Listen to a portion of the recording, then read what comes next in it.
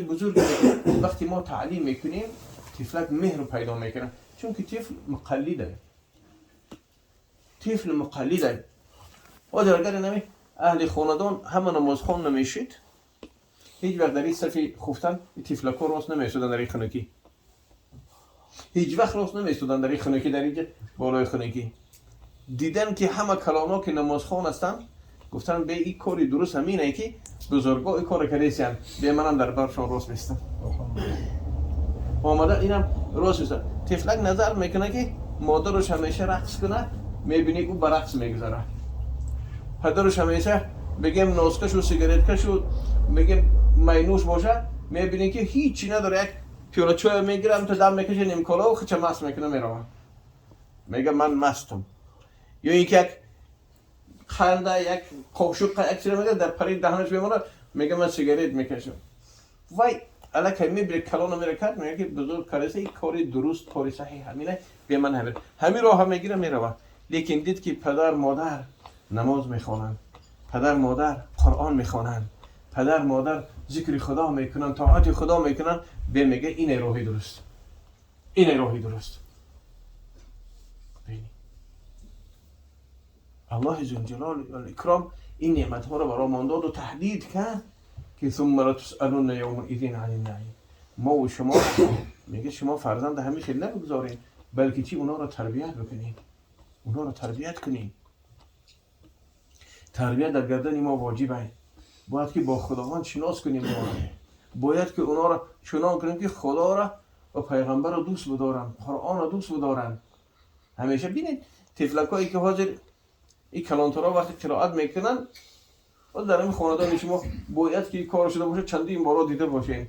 وقتی کلانترها که قرائت میکنن ببینید که طفلکای خالصان هم گفته رفتن میگیرن، همون تا جمیدن میگیره، گفته به خودش یک صدای میبروره و شاید که سخن کردن نمیتونه، یگون کلمه رو نوت خرگی نیست که من گفته رفتن میگیره.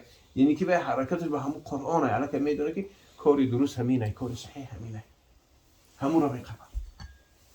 و این واجبی هر کدام ما و شما، وظیفه هر کدام ما و شما که فرزندان رو همیشه در همین راه درست تربیت کنیم که پروردگار ما را تهدید کرد نعمتی که نباشه، هر نعمتی که نباشه.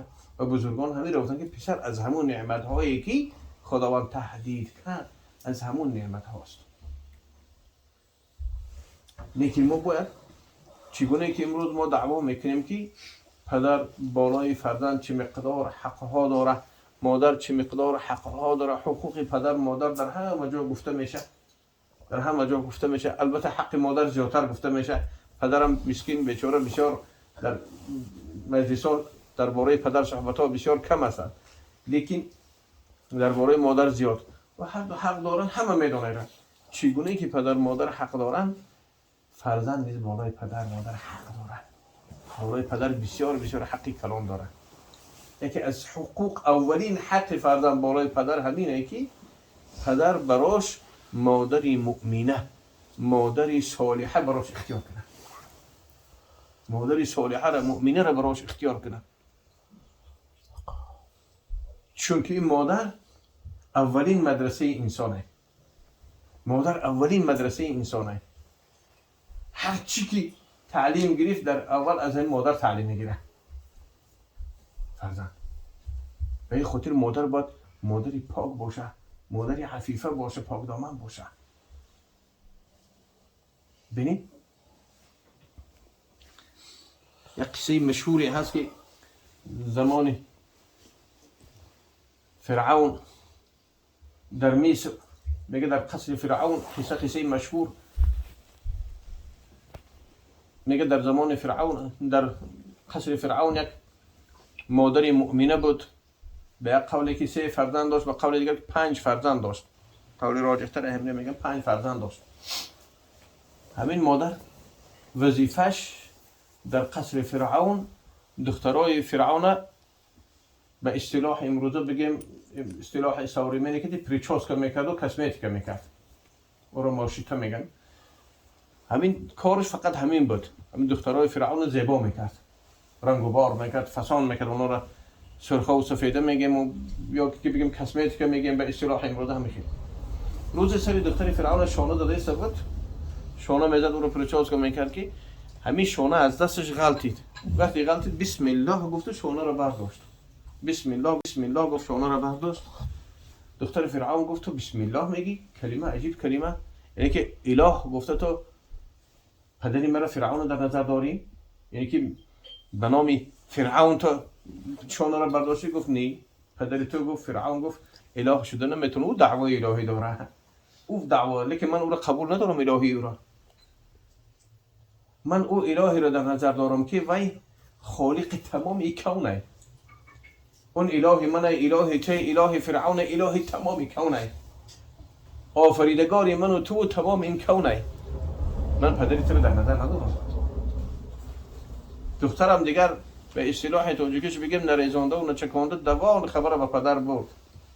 پدر گفت ماشین تو را بیارین.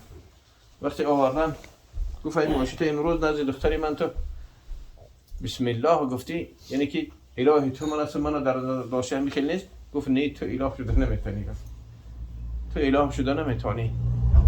تو چی خلق کردی؟ چی آفریدی؟ تو گفت تو مثل من مخلوق هستی، خالق نیستی. تو باید که عابد باشی نه معبود. تو باید پرستش کنی نه پرستش شوی.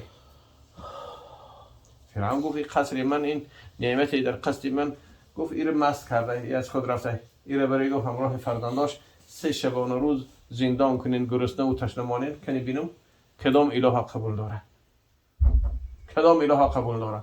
بردن محکم کردن، میگه 3 شبانه روز. بعد 3 شبانه روز آوردن، گفت ای ماشیته گشتی از فکرت، از عقیدت الهی تو من هستم؟ گفت نه، من استوار هستم.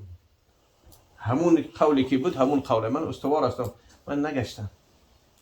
فرعون بسیار در غضب شد، گفت بدبختی ایگو به تمام قصر میرسه، ای ویروسی، ای بیماری.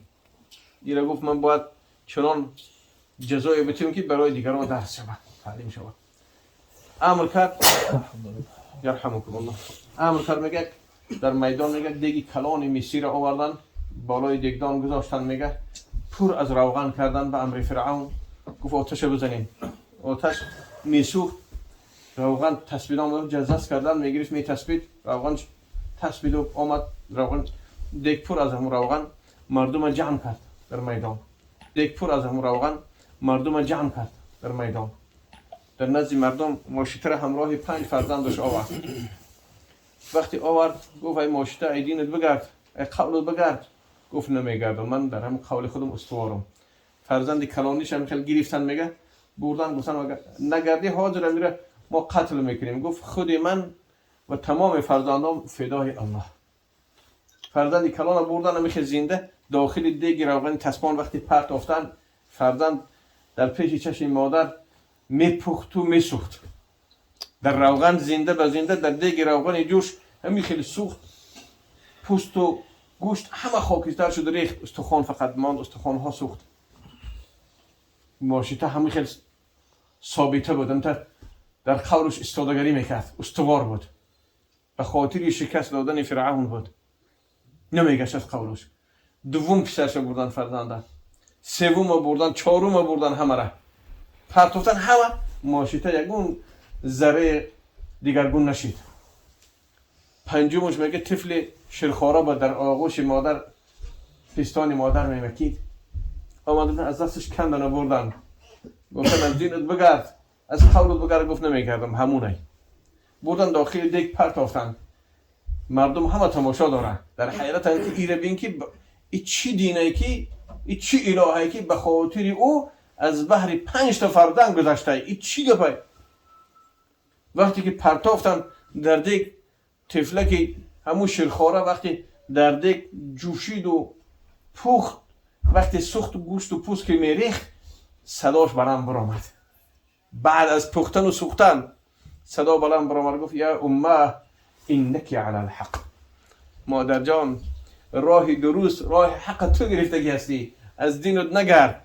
مادر، جنت چه مکان زیبا و دلربایه، چه مکانی مبارکه مادر جان، لیک به تو زیب نداره برای ما. مادر جان، ما 5 فرزند نزد دروازه جنت منتظر تو هستیم، بیا یک جا داخل جنت شویم. مادرم الله اکبر گفت، میگه داخل دیگ پرید. تمام مردمی که میگه حاضر بودن همه دین ماشیت را قبول کردن، به خدای یگانه ایمان آوردن. رسول خدا صلی الله علیه و شب معراج وقتی که همه دین ماشیت را قبول کردن، به خدای یگانه ایمان آوردن. رسول خدا صلی الله علیه و شب معراج وقتی که رفتن به عرش خدا نزدیک، وقتی بالای جنت گذر میکردن، یک بوی بسیار بسیار خوش در مشام حضرت رسید. حضرت بسیار جلب کرد، به خود کشید همین بو. حضرت از رفیق سفر جبریل علیه السلام پرسیدند که یا جبریل این بوی خوشی که آمده است در مشام من، این بوی چی گله، چی گپ، از کجا این؟ حضرت پرسیدند، جبریل علیه السلام گفتند که یا رسول الله، این بوی خوشی که در مشام شما میرسه که این قطر شما را جلب کرد، این بوی استخوان‌های سوخته ماشیته فرعونه در جنت، که فردا روز قیامت شما که داخل جنت شدین، همین ماشیته فرعون همسری شما میشه، عروس جنتی شما. بعد همین بوده مادرها را ما و شما اختیار بکنیم.